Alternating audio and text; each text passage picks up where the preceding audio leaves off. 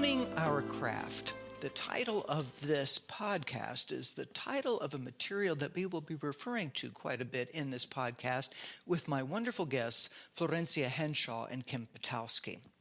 Think about craft for a moment and what it means in today's world. A craft is something that creates beauty, permanence, and usefulness, something that is able to give hope for the future, to train others potentially, and honing, that sharpening of a good tool that is useful to accomplish its task. That's what I want for all of us. That's what I want for the world. And Florencia and Kim, both of the University of Illinois, Florencia at the Urbana-Champaign campus and at Kim in the Chicago, have been professionals doing education of youth, writing and presenting for many years. And they have collaborated on this volume that we're going to continue to refer to as a basis for a way of looking at the world, looking at a way that we create and create well to bring hope to all. I was so excited about my opportunity to talk with these two wonderful women that I jumped right in. So be ready to jump right in, too, as we begin our podcast. I'm looking forward to this conversation. It's delightful to have this partnership with me today in Florencia Henshaw and Kim Potowski. Welcome, Florencia. Welcome, Kim. Thank you, Norah, for having us. Hello. It's a pleasure. I'm very excited about so many of the things that we'll talk about, but speaking of honing, I'd like to hone in on the title of a recent material that you are co-editors of this material called Honing Our Craft, World Language Teaching Today. And since the listeners to this podcast take a look at what it is that language can do in their lives, both educationally, but also language in use around the world, what is it that the craft of language teaching is doing to prepare for students for today and for the future? It's a big question. It is. Well, I guess what occurs to me, when we were debating, I remember somewhat clearly the conversation with Mahe, where we were thinking about a title.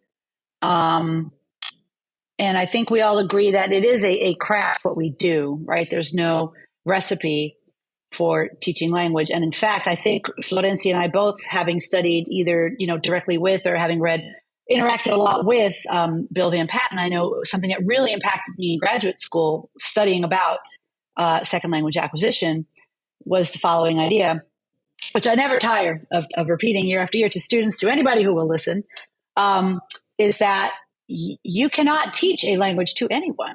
It's not possible for me to teach you a language. And this kind of makes language teachers' brains fall out of their head because they're like, what have I been doing all these years? Well, what you do is you create the conditions under which language can develop in the minds of someone else. And basically, there's the main driver of that is creating input. And I won't go into the whole technicality here, but input that gets converted into intake, et cetera. You're like planting a seed, so to speak, okay? You don't grow a plant. You don't make a plant grow. You till the soil, you plant the seed, you give it sun and water and all these things, right? And then that plant grows. And so the craft then becomes, what does a gardener do, right? And I don't garden, so I don't know why I love this metaphor so much, but I do. I don't claim to sort of be able to milk it for all it's worth, but that's my sense. And so when we had this conversation, that's sort of what we talked about, was how complex this thing is. It is a craft. There's a lot that goes on. And I forget how we just sort of landed upon the verb honing. I think we just went back and forth with a lot of different verbs. And then I think it might've been me who said honing, and then there was agreement, but that was very productive. It was definitely a group effort to land upon that as the title. And I think the idea of honing came about because it's not, we feel that, our profession keeps evolving and evolving and evolving and evolving, right? So even as we learn about these fundamentals, like, input and output and all this, and that's how we teach the methods courses and all that. Yes, but we also have to recognize that as society changes and we start questioning other things and we face new challenges, we need to start having other conversations. And even something as fundamental, if you will, as input, we have a chapter on comprehension-based teaching because there are still some questions there, right? And so I think that it's still good to be revisiting some of these topics and to acknowledge that there are still challenges. Again, another example from the book talking about input, but the chapter on translanguaging, right? And so how do we, what do we do with that? Because translanguaging comes mostly from dual immersion, bilingual programs, but then how does that apply to our classrooms? That is a question that we have been starting to ask now. And we can't just, simply say, well, no, it doesn't apply. Let's just keep learning about input and output and keep doing things the same way. No, I think it's good to have these conversations and questions and this food for thought. And I think that was the whole impetus behind the book, is that we wanted to be revisiting some things, challenging some things, and providing food for thought.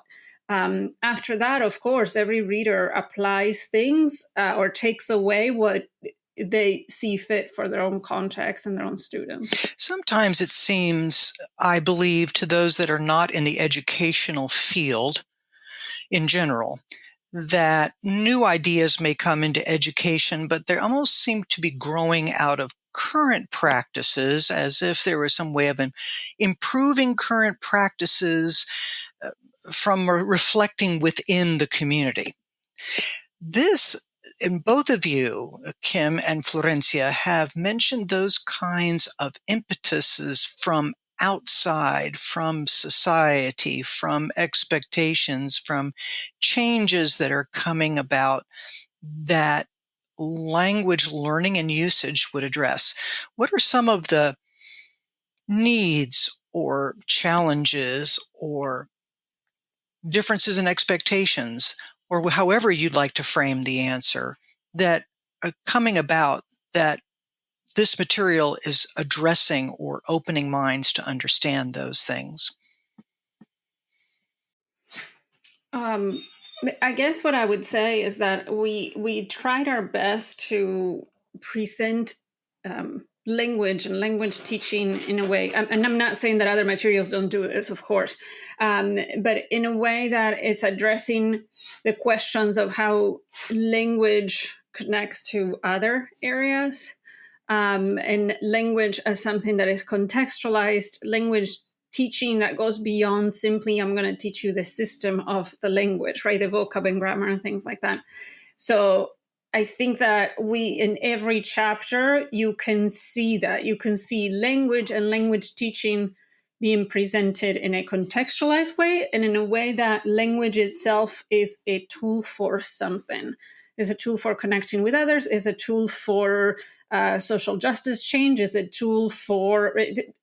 That's, at least, I think that's the common theme in all of the chapters. And even, the chapter on differentiation, again, now that differentiation is a new topic, but it has been more and more present in the minds of teachers, because we can no longer say that just because you're teaching Spanish 1 or Nova Spanish or whatever you call it, that all learners are going to be on the same level, or they're going to have the same interests, or they're going to have the same purposes for the language. And so I think that it just reflecting this dynamic view of language is important. And I think maybe more traditionally, we used to conceive language as, I teach you, right? I give you input, and now you should be able to do this, right? It's in a little bit more controlled.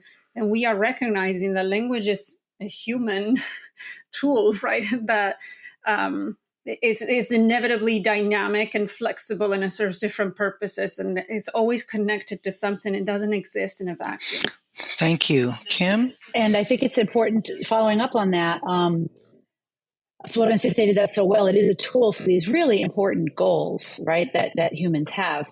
And in the wake of what happened at West Virginia, I think it's important, the elimination of the language programs. It's important not only for people to recognize that language is a tool for these things. And I know, Florencia, your vision isn't limited in the way that I'm about to say. We wouldn't want some administrators to say, yeah, it's a tool of many, so we can afford to get rid of it, right? It also does things that no other tools can do. right? So there are other tools to learn about social justice. There are tools that help us do all the things that Florencia just mentioned and more. But language does certain things that no other tool can. So that's what makes language so critical in a university education. What are those unique things about language? Enumerate some of them that people may not be aware of, why it plays a unique and irreplaceable role.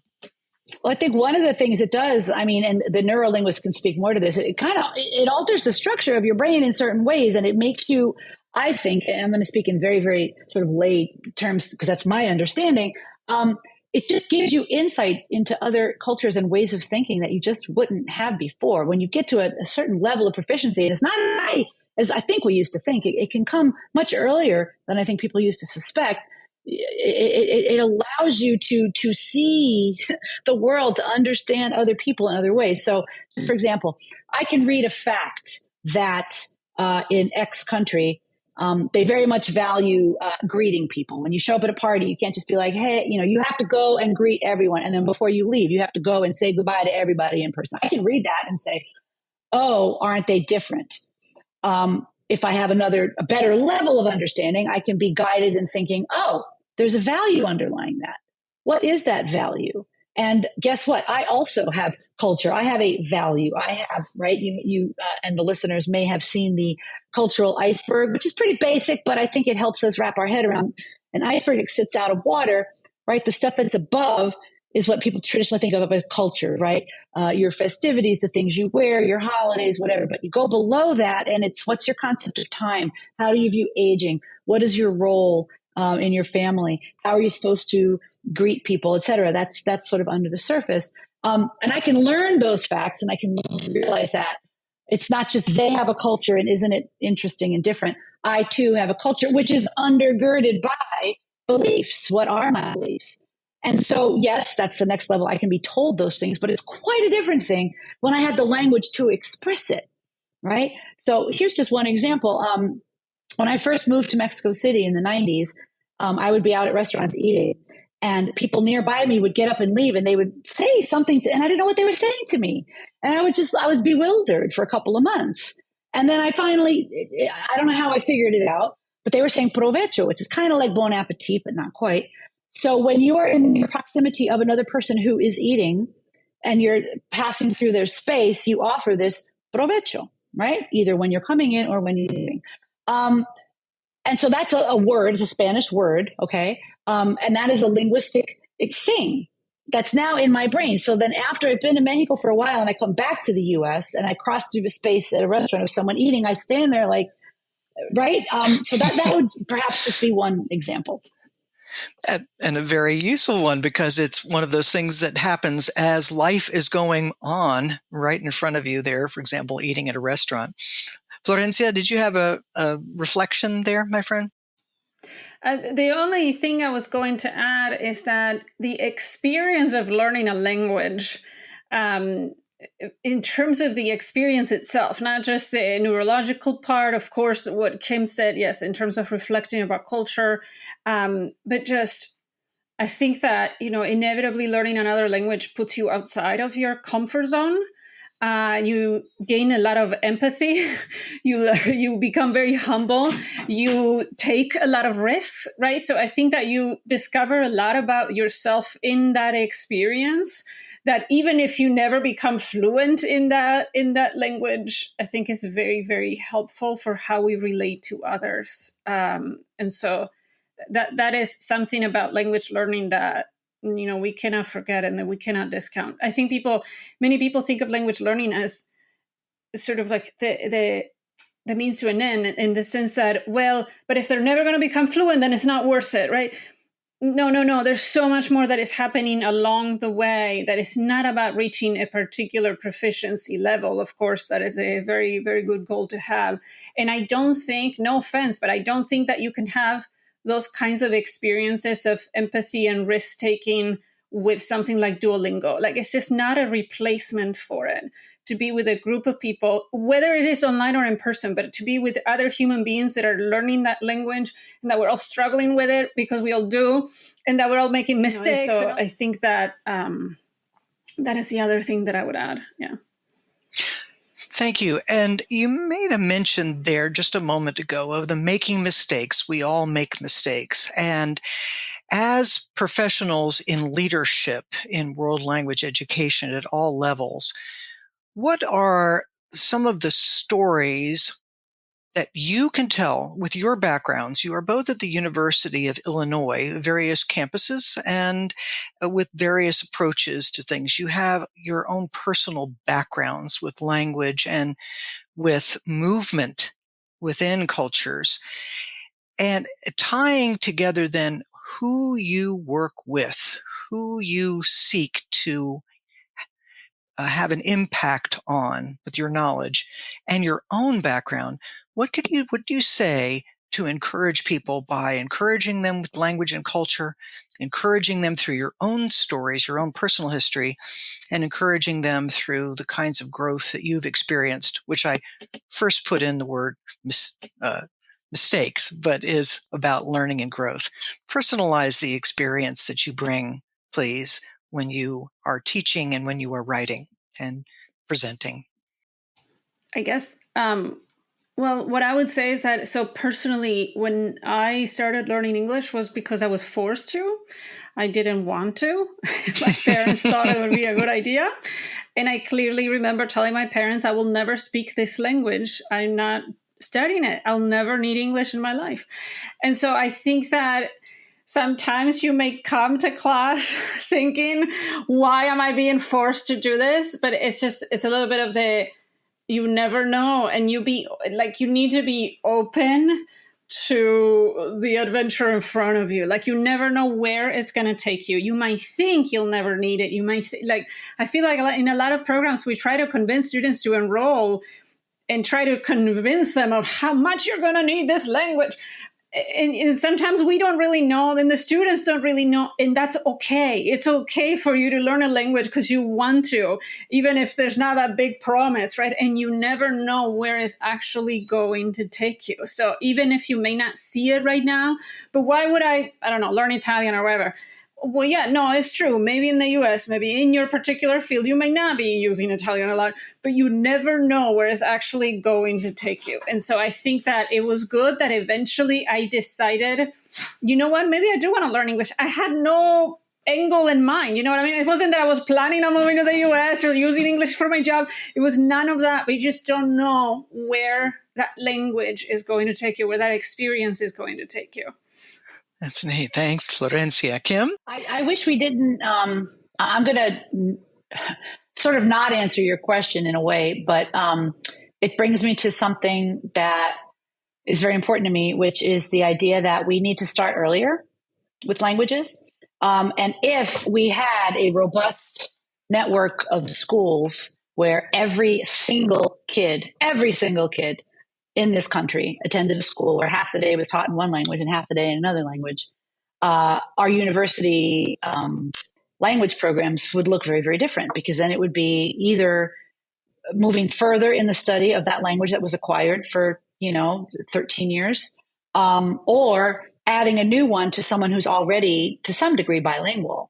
So I think it's very important. I'm at the university context, and like Florencia, I'm interested in getting people to get into language classrooms and have a really good experience there. Unfortunately, it is far too common. I don't know that we have time to unpack all the reasons why, but there are still far too many high school and university classrooms where people are just, conjugating verbs and then graduating and saying, oh yeah, I took 3 years of French in high school, or I took 2 semesters of Mandarin in college, and I still can't say anything.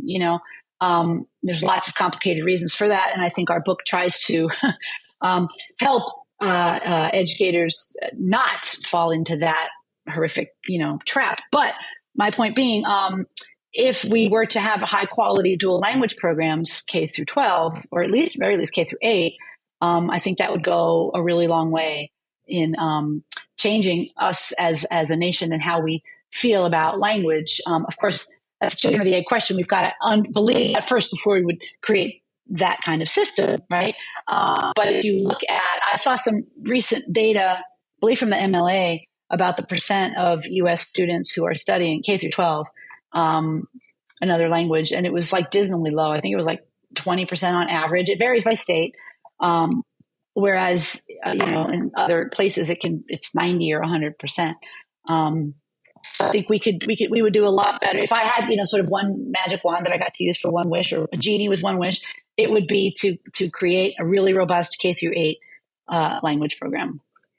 That's a very powerful impact indeed, and I know that there is some growth in that direction. Also, my personal experience, as I've shared on podcast previously, is watching programs fold that had my young family members in them, leaving them bereft of being able to take a language in an immersive environment, much to everyone's distress, but apparently ineffective response. So I would love to know, Kim, you have what type of a background personally in languages, where you learned languages, where you have applied them in your life, not only academically, but also in your personal growth? Well, in 7th grade, in my suburban school in Long Island, New York, you had to choose Spanish, French, or Italian. And since I already knew how to count to 10 in Spanish from Sesame Street, I figured I was halfway there. I'll just keep going with this. And, the story a lot of people have, you had that one teacher in high school who was awesome. And, I had that for sure. Mr. Ferrati was an amazing teacher. But I also had inklings that I was kind of good at this, and so I just sort of became this one trick pony. That was the one thing I was like really good at, and people always pat me on the head for it. So you major it in college, and I spent my sophomore year instead of junior year in Salamanca, Spain, because I had all the AP, like they were just like, you're ready to go now. And I said, okay, bye. And that was back, when immersion was immersion, like in the 80s, there was no internet. You called your family once a month from the, public phone place down in the main square. So it was a full year. And that just sort of put me on my path. From that point forward, I didn't know what I wanted to do. In fact, last year, my PhD, I still didn't know what I wanted to do, but I just kept putting one foot in front of the other, knowing that I enjoyed the Spanish language. I enjoyed learning all kinds of stuff about it, and I enjoyed teaching it to other people. And that's sort of how I ended up where I ended up. And then the heritage piece came about. Slowly, I had heritage students when I was a TA in Urbana-Champaign, and I did all the things you're not supposed to do with heritage speakers. Told them that this isn't the right word, or, I did all that crappy stuff. And then I eventually had a student in an advanced grammar course, 5 students, but one in particular became their spokeswoman. And she came to me after class and said, we don't understand what you're talking about. We understand the Spanish words coming out of your mouth, but we don't understand these grammar explanations that you're giving us. And they were very patient with me, and they met with me once a week, and they taught me or put me on the path to learning about how to teach heritage speakers. So that became a different sort of path for me to help us see, especially me as a non-native, non-heritage, non-anything, right? This white lady who learned Spanish as a second language, who was privileged and pat on the head at all times, right? Suddenly I'm being paid to teach a language to people to whom it was systematically denied throughout their whole lives, who were bullied for speaking it in public, who didn't get to go abroad and all that kind of stuff. So that then became a social justice piece for me. You just tapped on something that I know that you have some recent talks, blogs, and so forth about the pressure in, well, I suppose globally it could be said to happen in pockets, but certainly we can address in the United States.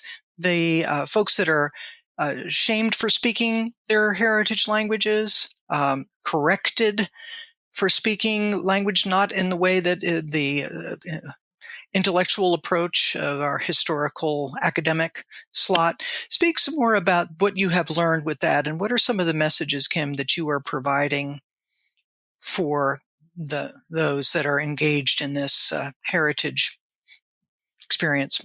Right. So just yesterday in my intro to sociolinguistics class, I had everybody take out a piece of paper and draw Bigfoot.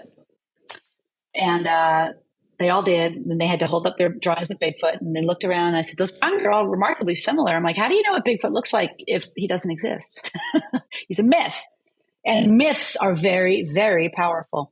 Now, the week prior, I asked them to ask 3 people, what is standard English? Provide how they understand that term, and to give an example of what is not standard English. And we put it all in this Google spreadsheet, and we looked at it. So after the Bigfoot thing, I said, okay, so those 3 people that you asked, they all believe in Bigfoot. They all believe that there's something called standard language, and we all have, a lot of us have drunk this Kool-Aid. And what this class is about is to get you to see that it is a myth. Bigfoot doesn't exist. Every time you see the word standard, I want you to replace it with prestigious. Every time you see the word error or incorrect or ungrammatical, I want you to replace it with uses a different system that is not prestigious. So this, I think, is really important to get people to see. Please take a moment to go to my website, fluency.consulting. Take a look at the biographies of Florencia Henshaw and of Kim Potowski. Take a look at the resources that they're sharing with us. Take a look at the trails they have provided us for the future. Take a look at what they've been building with their craft that they're sharing with us. At fluency.consulting, you can take a look at all of that. You can download these podcasts, and you can also listen to Florencia Henshaw's first podcast with me, episode 45, Let Go and Let Grow. I invite you always to take a look at my website, fluency.consulting, to help to orient you to all the wonderful things that my guests are bringing to you.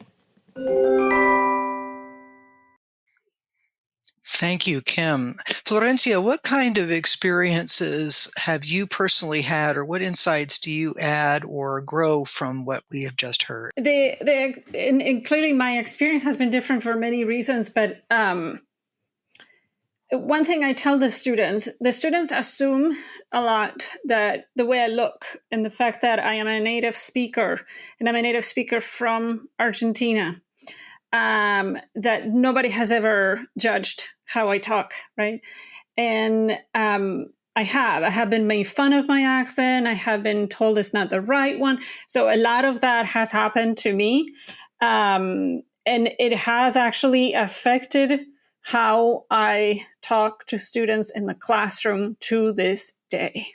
And that is because when I moved to the US when I was only 18, and I was considering different career paths, and one of them was to teach Spanish. And so I called a university program, not the university I'm in, let's just clarify that, a long time ago, a different state. And I said, what does it take for me to become a Spanish teacher? What do I have to do? And they tell you about requirements and all of that. And this person asked me, are you a native speaker? And I said, yeah, I'm a native speaker from Argentina. And they said, oh, you're going to have to change the way you talk because the students will not understand you. So they told me, just when you go and teach, make sure you cannot use vos. Vos is the second person singular pronoun for what many other dialects use tú. So the you, but it's different in different dialects. So you cannot use vos. Just be careful how you pronounce. Argentinians have a very specific pronunciation with a sh sound. Anyway, so I was told that, and me being only 19 years old, not knowing anything about anything, I was like, oh my gosh, people are not going to understand me. And to this day, I speak a very neutral, fake, who knows what accent it is in class. And I don't use vos. And I still remember one time a student in a course I was teaching here in Illinois, in those semester surveys, wrote, her only weakness is that she won't use her Argentinian Spanish with us. Because I told them, because some of them were like, we have had other teachers from Argentina and they sound different. And I told them this is exactly where it comes from. And it's been so ingrained in me that I cannot speak authentically with you because you won't understand me.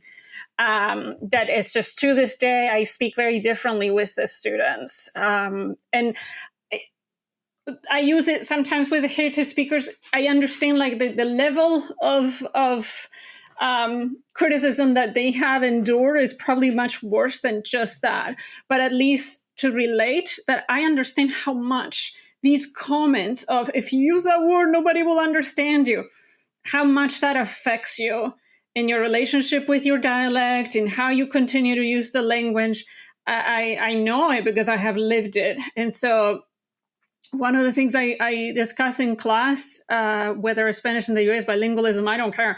Like, it's just anytime if somebody's going to use the intelligibility excuse to cover up linguistic discrimination, I'm like, no, like, let's unpack why that is completely false. And that is because anytime people talk from different dialects, people interact, if we don't understand something, we ask. And the conversation keeps going. No one tells the other person, don't talk like that, or nobody will understand you.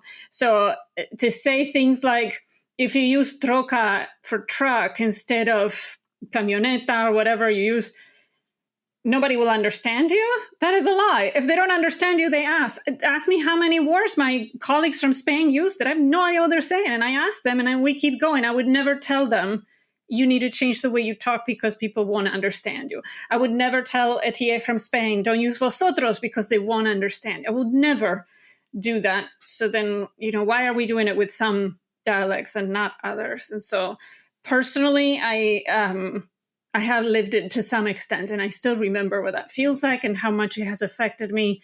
So I cannot imagine ever saying that to a student. And we need to be more outspoken about it.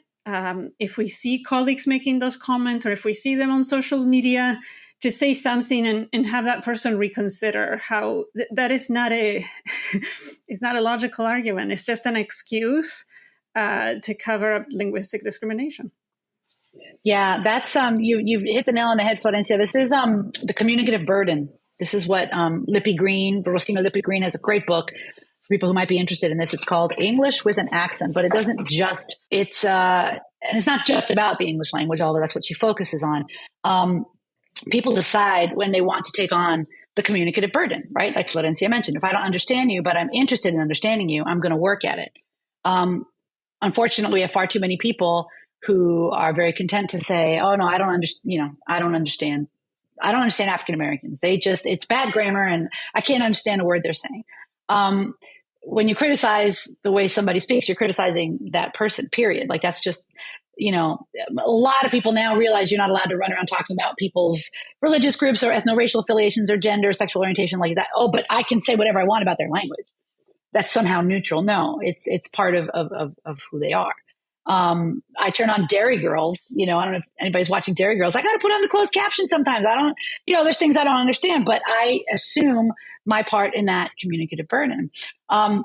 Furthermore, there's a really, really interesting study that came, I think it was out of Indiana, where they had a bunch of college kids and they played several recordings for them, okay, in English, lectures. I think one was in humanities and one was social sciences, STEMish, one recording, that's it. Everybody heard the same recording, but half the students were shown an Asian woman's face and half the students were shown a white woman's face. The people who saw the Asian woman's face listening to the exact same dang recording as the other kids said, she has an accent. And they scored less well on a comprehension test afterwards. So they made up, there's a ghost accent that they heard, okay? And what the dean of the college decided was, we have to work with TAs about accent reduction. You got to work with undergrads to have them understand that, yes, we all know you've had TAs from different countries who you had trouble understanding. And yes, we need to work to get their language to be in a place where it is comprehensible. But you have a role in this you have part of the communicative burden as well. Yeah. To be able to show that, to share that nationally sounds like an extraordinarily good tool, frankly, that recognition that the accent was judged more on the visual and could not be attributed to the actual sounds themselves.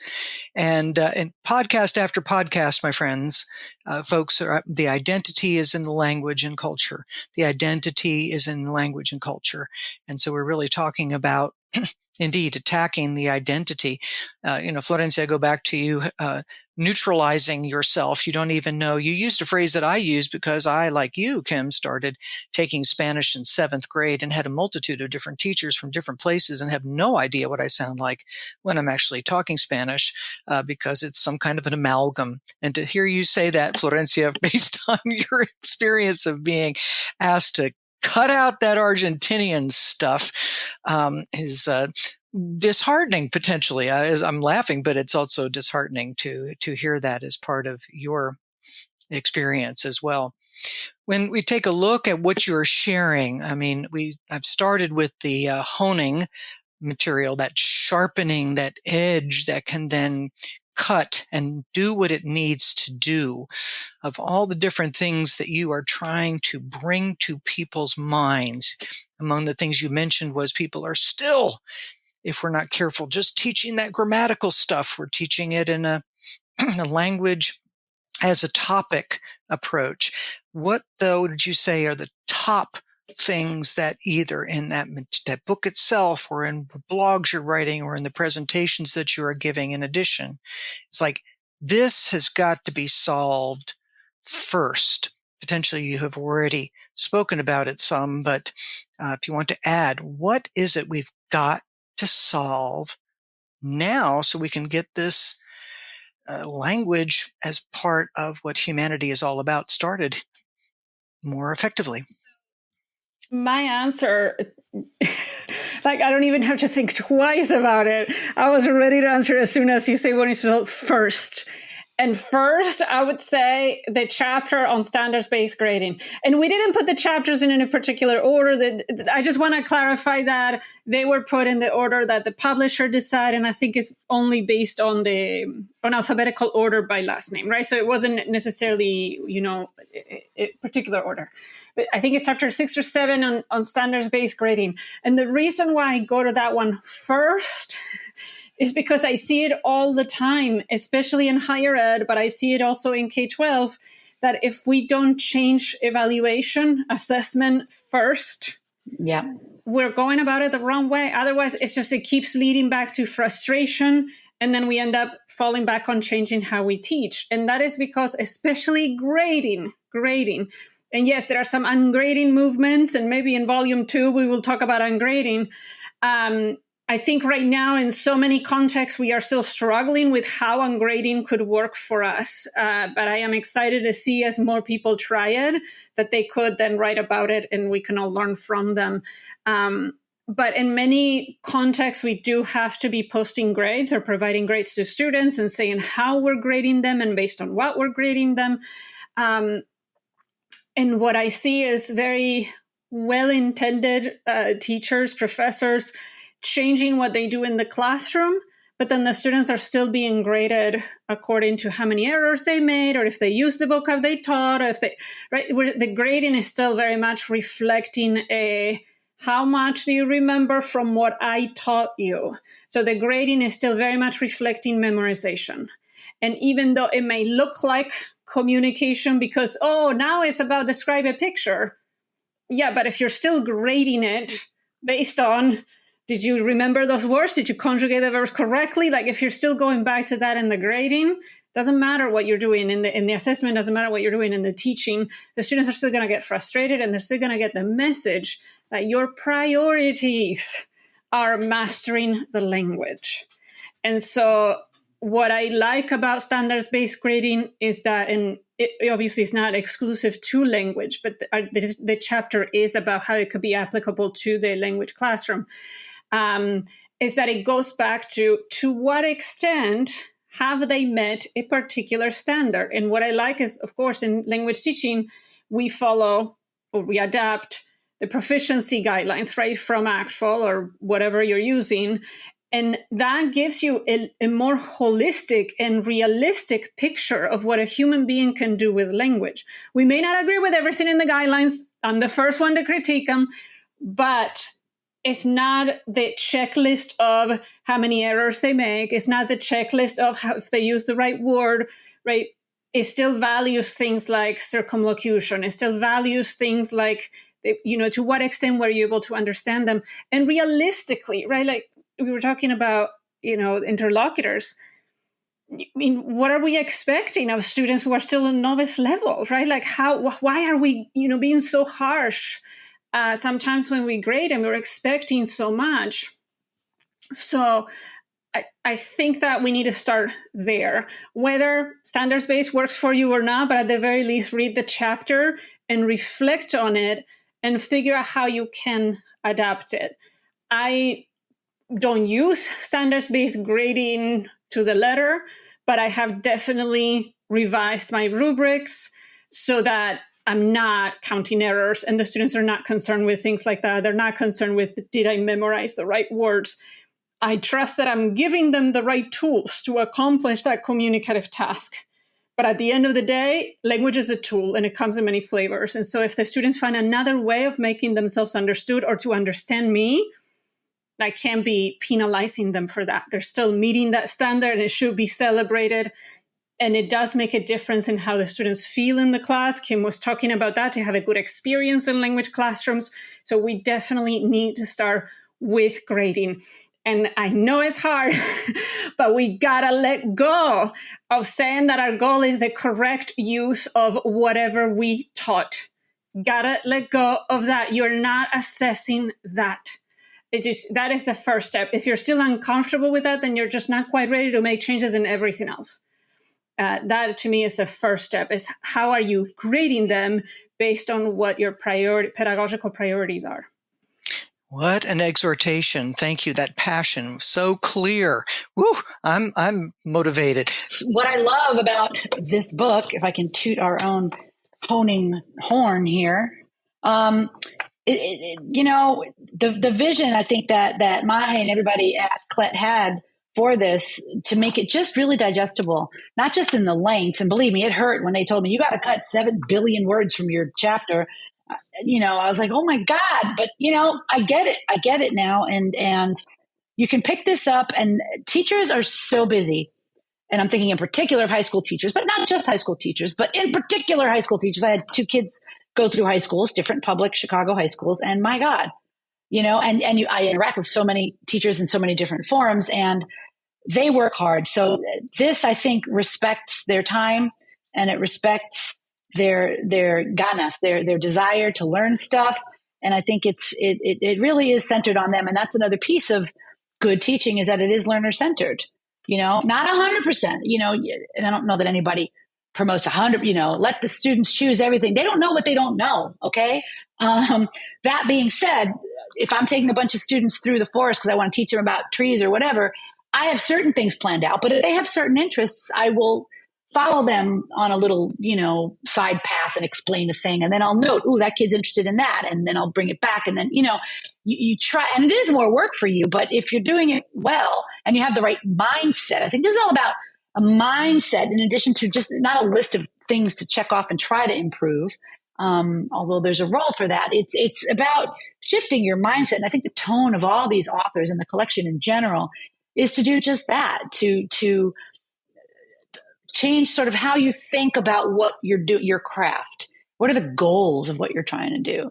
If you just sort of if you're one of those people who's like, I've been teaching for 20 years, but really you've been teaching 1 year, 19 times repeated, right? Or are you somebody who wants to really evolve and grow? And I think that's what these chapters invite you to do. And it does it in friendly language. It does it with examples. It does it in sort of bite-sized capsules and with visuals. And even just the layout of this is friendly. The size of the book, I didn't know it was going to come out this good, to be honest with you. Like, I knew it was a great idea. I knew Florence was, wonderful, and that the authors that we brought on are amazing. And as I'm reading the chapters, I'm like, yeah, this is good stuff. But when I saw this, I was like, dang, nos botamos con esto. We did a good job here, And so, yeah.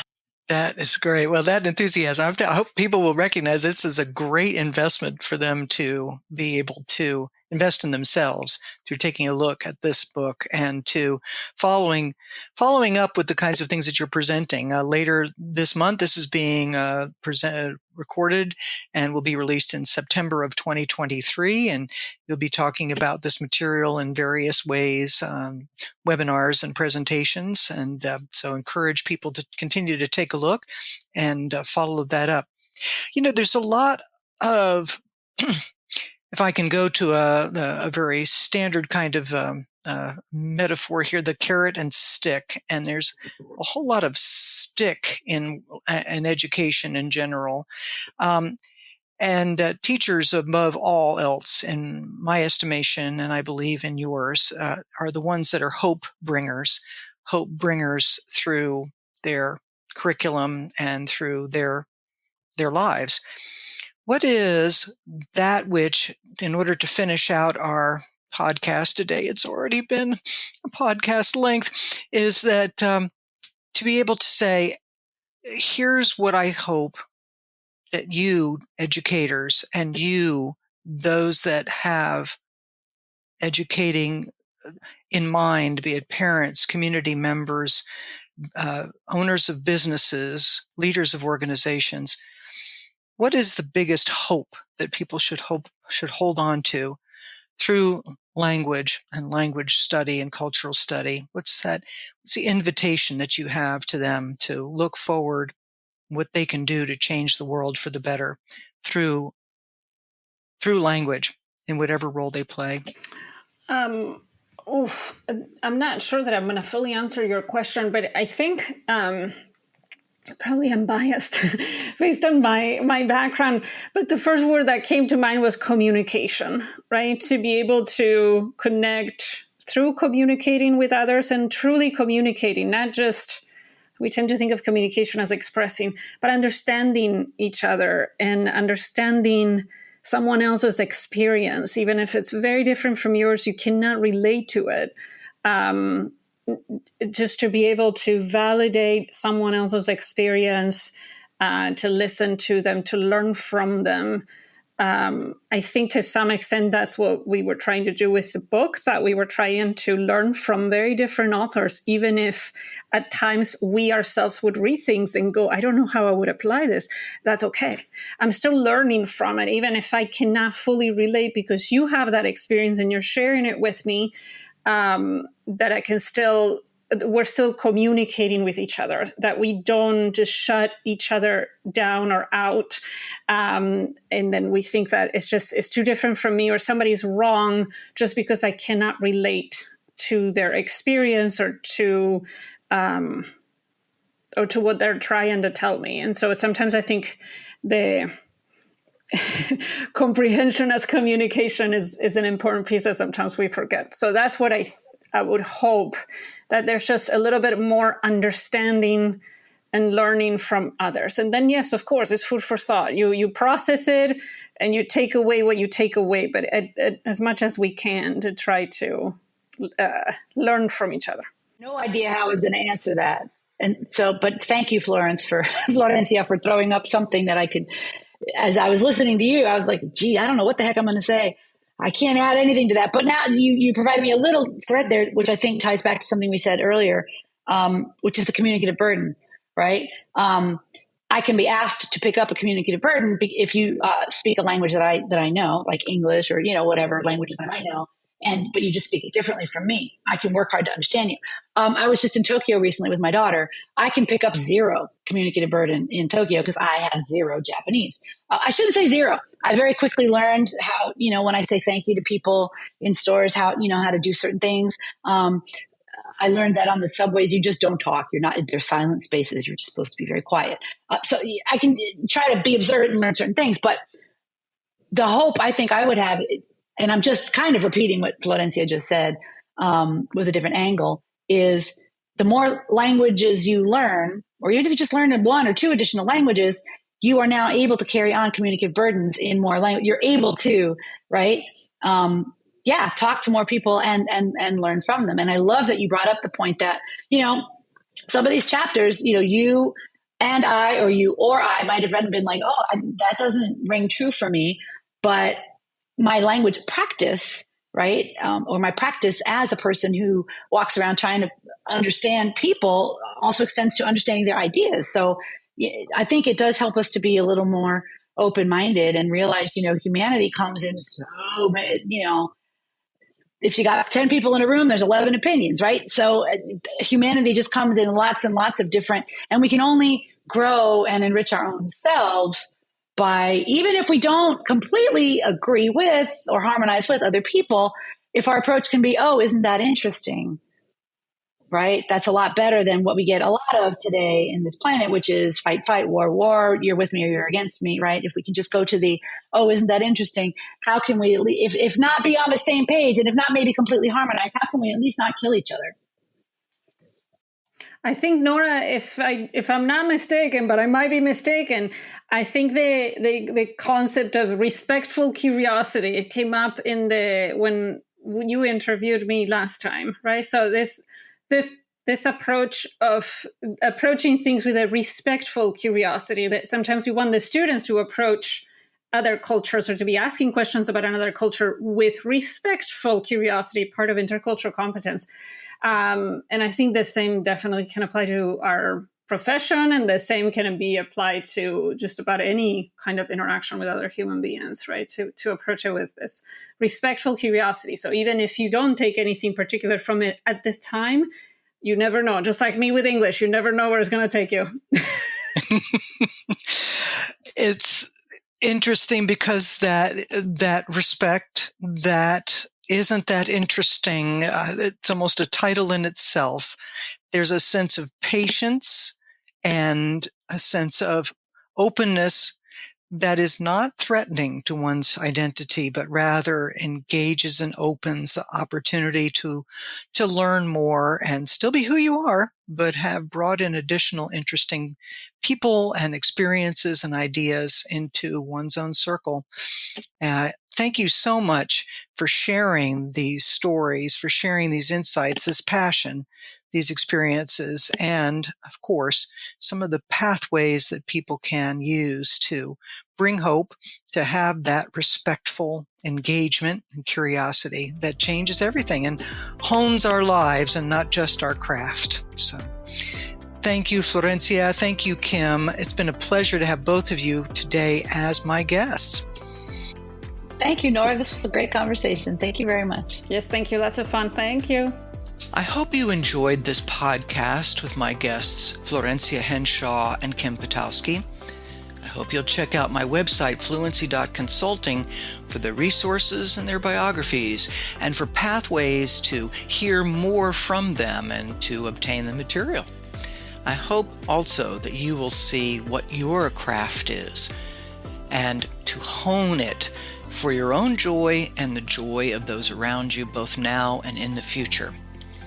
And I look forward to welcoming you again next time.